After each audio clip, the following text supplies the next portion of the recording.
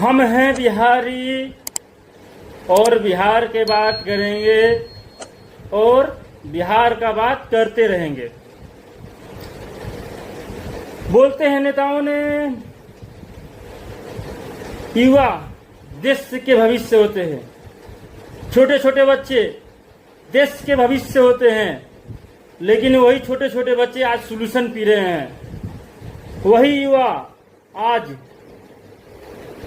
नशा के लत लगाए हुए हैं, बीड़ी सिगरेट गंजा दारू।